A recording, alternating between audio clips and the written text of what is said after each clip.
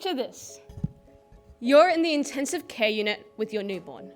She's only around a few weeks old at this point. And you're trying to figure out what you're going to do because she was born with severe heart problems and multiple birth defects, much of which the doctors failed to inform you about. And so, as a parent, you're obviously stressed. For a brief second, your mind slips away from your other child. Your toddler, she runs away and around the hospital, not really sure where she was, not really sure why her baby sister's still here, not really sure what is going on. And you know what she does? She goes and she explores, and she goes towards all the newborn babies' incubators. She looks around, and she turns off their air supply. Now that child was me, and let's just say I got kicked out pretty fast. I feel like I've told that story more times than I can count, because it's quite trivial. I usually get a good laugh out of people, and some of my friends still ask me about it to this day. But I've recently realized that the confusion, granted I can't really remember, that I probably felt running around that big bright hospital was similar to a confusion I felt for a lot of my life. Hi, my name is Claudia and I'm 16 years old. I'm proudly Indonesian Australian and I am a young carer. Today I will be speaking to you about the role of young carers and the need for our state to be better supporting us. The Carers Recognition Act 2008, Queensland, defines a young carer as someone who provides unpaid care to someone with a disability, mental illness, chronic illness, or sickness, or an alcohol or other drug-related issue. In Queensland, 1 in 10 school-age students are a young carer. As a young person who cares for someone with a disability, my life has been quite different from those around me. I never really see anyone in my shoes. I don't really see much representation or discussion about young carers at all in the media, and up until my rehearsal yesterday, I had never met another young carer. So for a lot of my life, I felt really confused and alone. So naturally, when I learned that there are over 390,000 young carers around Australia, I was shocked. If so many people have such a similar experience to me, why do we never hear about them? So let me tell you a bit about my story so you can hear one young carer's experience. I helped my mum and my dad to look after my little sister Angie, who lives with disability. I absolutely adore her. She has autism, is nonverbal, and has severe heart problems, amongst some other things. Growing up, I remember we had to go to the hospital constantly because Angie was always going in and out of surgery. Nowadays, I spend a lot of my time helping my parents look after her. My responsibilities differ even from day to day. Some days I just hang out with her a lot. We play games and we have so much fun together. But other days, she gets really stressed out and really upset. And so I have to spend a lot of my time helping my parents to help calm her down. This is really hard for my family and myself, and I worry a lot about my sister. I also find myself having to spend a lot of my weekends and my holidays having to accommodate myself and making sure I'm available so that my sister has someone who can help look after her, making it difficult to catch up with my friends or do the things that I personally enjoy. But my personal experience is just one example of the many different circumstances that young carers face in our state.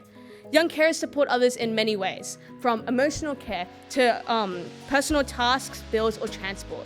But no matter the role, balancing school, friendships, and our own goals is very challenging. I share with you this afternoon because it is critical that we as Queenslanders are acknowledging the vital role that young carers are playing within our state.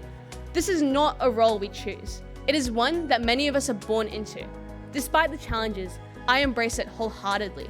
However, we must not continue to ignore the difficulties that young carers like myself face every single day. Having to take care of someone else is a big responsibility, let alone for a young person who's still growing, still developing, still figuring out life for themselves. According to a 2024 study by the University of Western Australia, our country needs to create greater support for young carers. I have 2 proposals for you today for how Queensland can do this. First, through our education system. As a school-age young carer, I try very hard to excel academically and participate in many extracurricular activities, so I often find myself stressed and stretched thin.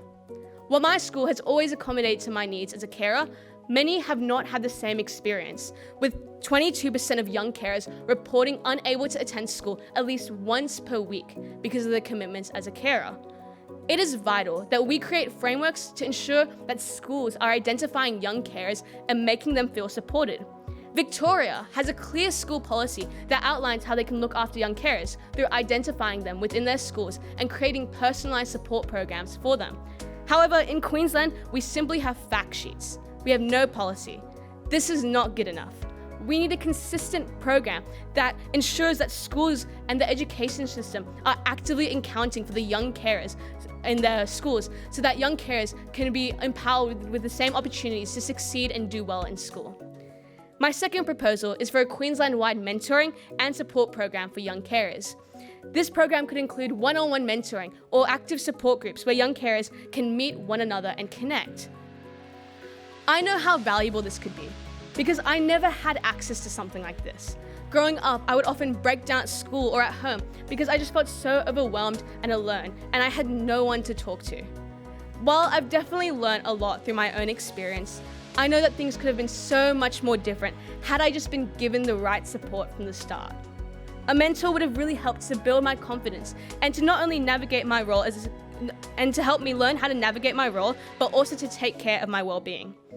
This program would empower young carers to not just cope with their struggles, but to actually develop and grow socially and emotionally. Our young carers need more recognition. We need more awareness, and we need more representation. And most importantly, we need more support from you. We have such diverse responsibilities, and although I can't speak for every single young carer, I can certainly tell you that we have all faced our own triumphs, trials, and tribulations. With over 390,000 young carers in Queensland, chances are you definitely know one. It can be really hard for us to navigate our responsibilities and our role on our own. So even if you feel like you can't make a big change, just acknowledging, supporting, and encouraging the young carers in your community is enough to uplift us. And if you're in a position where you can make large-scale, systematic change, I urge you to see the significance of young carers in our community and to help come to a solution. Please feel free to chat with me afterwards. I'd love to hear what you think and how we can work towards greater support. That way, we can work together to make sure Queensland's young carers feel loved, valued, and safe.